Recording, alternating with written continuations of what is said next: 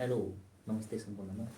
यतिखेर चाहिँ मेरो घरबाट चाहिँ आमाले चाहिँ केही पठाइदिनु भएको छ। म हेर्छु है,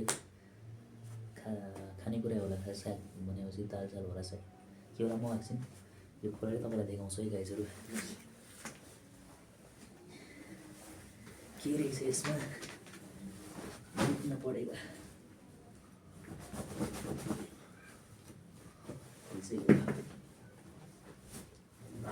के पठाउनु भएको रहेछ आमाले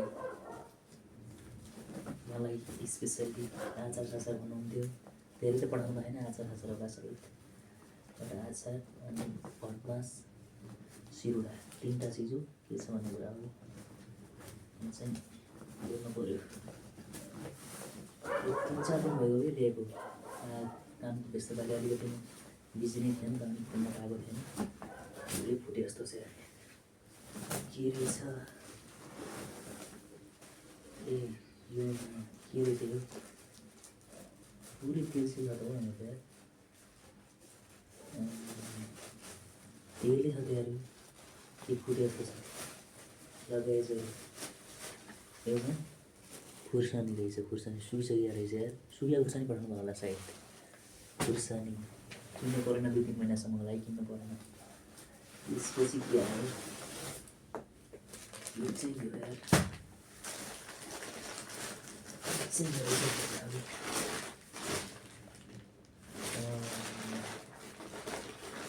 यो चाहिँ सिरुला। यो हाम्रो चामलको नै धान हुन्छ नि, जाडा धानको यो चाहिँ सिरुला। सिरुला नाइटेर थाहा छ नि तपाईँहरूलाई, चामल हो होइन। सिरुला एकदम यसले चाहिँ रुजाएर गर्छ क्या, रुजाएर उखलमा पुर्ने हो कि एक दिन रुजाउने, अर्को दिन चाहिँ अनि उखलमा कुटेर बहुत मिठो एकदम रसिलो हुन्छ यो खानालाई। चामल म त चामल एकदम मनपर्छ। म चाहिँ चामल धेरै खान्छु कि, त्यसै कि रसिलो हुन्छ है खानालाई। यो चामल रहेछ सिरुला। त्यसपछि आयो ओ माई गड अचार।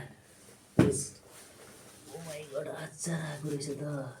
पुरै यो चाहिँ उ भएको छ जस्तो छ कि के भयो यार पुरै। ओ माई गड पुरै तेल पनि मिस्के जस्तो भएको बट अचारै अचार। यो चाहिँ खुर्सानीको अचार जस्तो छ। खुर्सानीकै होला सायद।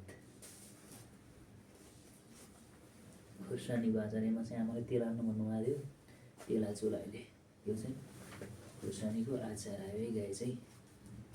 यो चाहिँ अचार खुर्सानीको। यो चाहिँ पुरै लिक भयो जस्तो छ कि तेल मात्रै लाग्यो। त्यही हो यो हो। त्यसपछि यो चाहिँ के रहेछ लसुन जस्तो पनि लाग्यो मलाई। के रहेछ हेर्छु है, लसुनै होला सायद। लसुन रहेछ यो पनि। मलाई चाहिँ 1 महिना परिचल्छ यो एक्ला मान्छेलाई। यो चाहिँ भटमास। यो भटमासै गाइसहरू यसरी भटमास छ। यो मलाई चाहिँ 1 महिना परिचल्छ, 1 महिना परिचल्छ। ल आमाको माया चाहिँ यहाँबाट थाहा हुन्छ है गाइसहरू। प्यारा प्यारा साथीहरू चाहिँ होइन, घरबाट म आएको चाहिँ 10-12 दिन पनि भएको छैन सायद। म 13 गते आएको, आज 30 गते हो भनेपछि तपाईँको म आएको 17 दिन मात्रै भयो। 17 दिनपछि यस्तो आयो मलाई चाहिँ आमाको पुष्टि। लभ यु आमालाई भन्न चाहन्छु। एकदम धेरै धेरै माया छ। अनि यस्तै हो। अब के